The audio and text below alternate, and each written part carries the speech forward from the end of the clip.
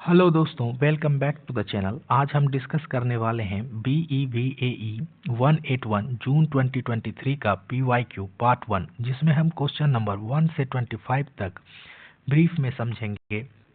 ये सारे questions previous year exam से डायरेक्टली लिए गए हैं और इनमें से काफ़ी क्वेश्चंस आपको फ्यूचर एग्जाम्स में रिपीट होते हुए मिल सकते हैं। मैं हर क्वेश्चन को शॉर्ट इंग्लिश में पढ़ूंगा, फिर 2-3 लाइन में क्लियर एक्सप्लेनेशन दूंगा और साथ में करेक्ट ऑप्शन भी बताऊंगा ताकि आपको कंसेप्ट भी समझ में आ जाए और आंसर भी याद रहे। इस वीडियो को एंड तक ज़रूर देखना, क्योंकि अगर आपने जून 2023 का PYQ स्ट्रॉन्ग कर लिया तो EVS में स्कोरिंग का काम आधा हो जाता है। वीडियो स्टार्ट करने से पहले एक लाइक कर दो और कमेंट में लिखो जून 2023, ताकि मुझे पता चले कि कौन सीरियसली प्रिपेयर कर रहा है। चलो अब बिना टाइम वेस्ट किए सीधा चलते हैं क्वेश्चन नंबर 1 पे। पहला क्वेश्चन सुनो। आवर कॉमन फ्यूचर नाम की रिपोर्ट किस कमिटी की चेयरपर्सन ने दी थी? इस रिपोर्ट को ब्रंटलैंड रिपोर्ट भी कहते हैं। इसकी चेयरपर्सन थी ग्रो हार्लेम ब्रंटलैंड, इसीलिए करेक्ट आंसर ऑप्शन 3 है, grow Harlem Brundtland. Next question, इनमें से कौन सा ह्यूमन मेड इन्वायरमेंट नहीं माना जाता? ऑर्चार्ड, क्रॉप फील्ड और आर्टिफिशियल लेक सब इंसान बनाता है। डैम एक स्ट्रक्चर होता है, इन्वायरमेंट नहीं, इसलिए करेक्ट आंसर है option number 3, dams. Question number 3, 1992 में इन्वायरमेंट और डेवलपमेंट पर UN कॉन्फ्रेंस कहाँ हुई थी? इस कॉन्फ्रेंस को अर्थ समिट भी कहते हैं। ये रियो डी जनेरियो में हुआ था, इसलिए करेक्ट आंसर है option number 2, Rio de Janeiro. अगला क्वेश्चन है, इकोसिस्टम के बारे में कौन सा स्टेटमेंट सही है? इकोसिस्टम छोटा भी हो सकता है और बहुत बड़ा भी। साइज और कम्प्लेक्सिबिलिटी दोनों में काफ़ी वेरिएशन होता है, इसलिए ऑप्शन 4 जो है यहाँ पर सही हो जाएगा। अगला question, question number 5, food chain में हर्बीवोर्स कौन सा ट्रॉपिक लेवल होते हैं? प्लांट्स पहले लेवल पर होते हैं, उनके खाने वाले हर्बीवोर्स सेकेंड लेवल पर होते हैं, इसलिए करेक्ट आंसर है trophic level second. Next question, earth surface पर सल्फर का सबसे बड़ा रिजर्वायर कहाँ होता है? सल्फर सबसे ज़्यादा सॉइल और सेडिमेंट्स में मिलता है, एटमॉस्फेयर में बहुत कम होता है, इसलिए करेक्ट आंसर है option number 1, soil and sediments. अगला क्वेश्चन है, किसे प्राइमरी कम्युनिटी कहा जाता है? जो बैरन लैंड पर सबसे पहले ग्रो करता है उसे प्राइमरी कम्युनिटी कहते हैं। ये लाइचन होता है, इसलिए करेक्ट आंसर है ऑप्शन नंबर 2, लाइचन। अगर यहाँ तक समझ आ रहा है तो एक लाइक ज़रूर कर देना। कमेंट में बताओ अभी तक कितने सही हुए। अगला क्वेश्चन, डेजर्ट इकोसिस्टम का मेन प्रीडेटरी वर्ड कौन सा है? डेजर्ट में वल्चर टॉप प्रीडेटर और स्कैवेंजर होता है, इसलिए करेक्ट आंसर ऑप्शन नंबर 4, जिप्सस बेलैंगिनिस यानी गिद्ध होगा। नेक्स्ट क्वेश्चन, एयर और वाटर के बीच रहने वाले ऑर्गेनिज्म को क्या कहते हैं? जो वाटर सरफेस पर रहते हैं उन्हें न्यूस्टन कहते हैं, इसलिए करेक्ट आंसर है ऑप्शन नंबर 1, न्यूस्टन। अगला प्रश्न है, ओशियन के अंदर कौन सा जोन शैलो होता है और प्रोडक्टिविटी ज़्यादा होती है? कॉन्टिनेंटल शेल्फ के पास न्यूट्रिएंट और सनलाइट दोनों मिलते हैं, इसीलिए ऑप्शन 2, नैरेटिक जोन इसका सही आंसर होगा। अगला क्वेश्चन, सबसे ज़्यादा बायोडायवर्सिटी किस फॉरेस्ट में होती है? ट्रॉपिकल रेन फॉरेस्ट में रेनफॉल और टेम्परेचर दोनों आइडियल होते हैं, इसीलिए करेक्ट आंसर ऑप्शन नंबर 3 होगा।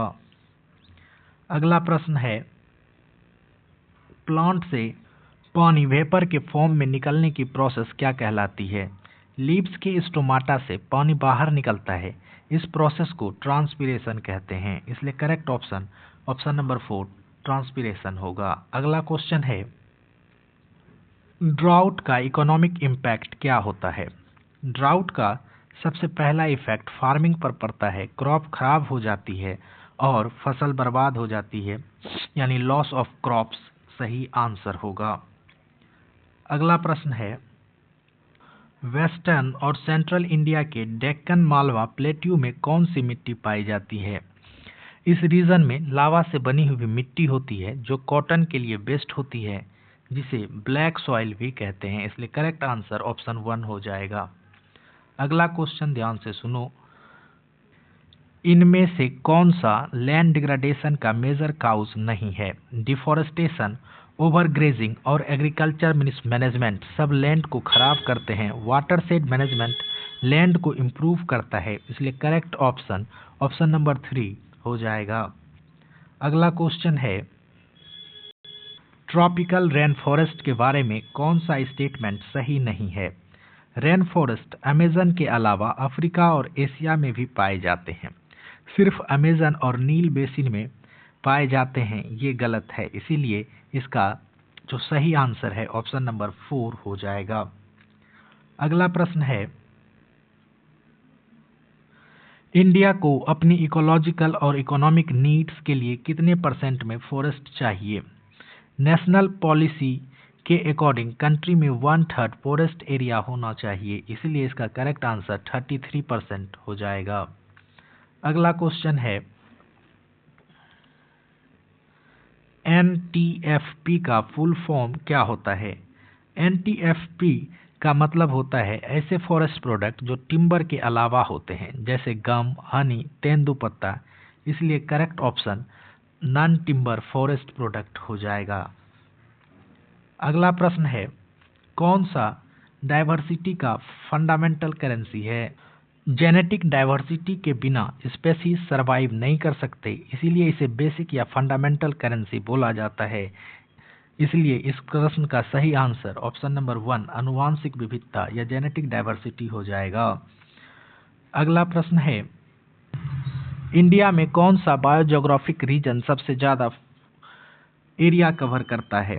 डेक्कन पेनिसुला इंडिया का सबसे बड़ा फिजिकल और इकोलॉजिकल रीजन है, इसीलिए ऑप्शन 2 करेक्ट हो जाएगा, दक्कन प्रायद्वीप या डेक्कन पेनिसुला। यहाँ तक अगर फ्लो समझ आ रहा है तो वीडियो को लाइक करो और कमेंट में लिखो PYQ। अब आने वाले क्वेश्चंस और भी स्कोरिंग हैं। अगला क्वेश्चन, इंडिया के लगभग 2-2.5 इंडेमिक प्लांट्स कहाँ पाए जाते हैं? वेस्टर्न घाट बायोडायवर्सिटी का हॉटस्पॉट है जहाँ यूनिक स्पेसीज मिलती हैं, इसीलिए करेक्ट ऑप्शन नंबर 4 हो जाएगा। अगला प्रश्न है, इंडिया को मेगा बायोडायवर्सिटी कंट्री के बारे में कौन सा स्टेटमेंट सही नहीं है? इंडिया के पास 4 बायोडायवर्सिटी हॉटस्पॉट होते हैं, 6 नहीं, इसलिए ये स्टेटमेंट गलत है, बाकी सारे स्टेटमेंट सही हैं, ऑप्शन नंबर 3 इसका सही आंसर हो जाएगा। अगला प्रश्न ध्यान से सुनो, इंडिया में पहला वेव और टाइडल एनर्जी प्रोजेक्ट कहाँ लगाया गया था?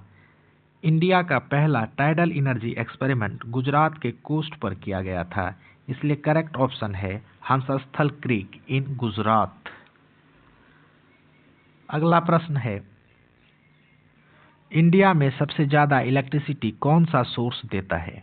इंडिया में थर्मल पावर का मेन सोर्स कोयला है, आज भी मैक्सिमम इलेक्ट्रिसिटी कोल से ही बनती है, इसीलिए करेक्ट आंसर ऑप्शन नंबर 3 कोल हो जाएगा। अगला क्वेश्चन है, रूरल इंडिया में सबसे ज़्यादा कौन सा एनर्जी सोर्स यूज होता है? गांव के लोग लकड़ी, गोबर और क्रॉप बेस्ड यूज करते हैं, ये सब बायोमास के अंदर आता है, इसलिए correct answer option number 4 biomass हो जाएगा। तो दोस्तों ये था BEVAE 181 जून 2023 PYQ पार्ट 1, जिसे हमने क्वेश्चन नंबर 1 से 25 तक डिस्कस किया।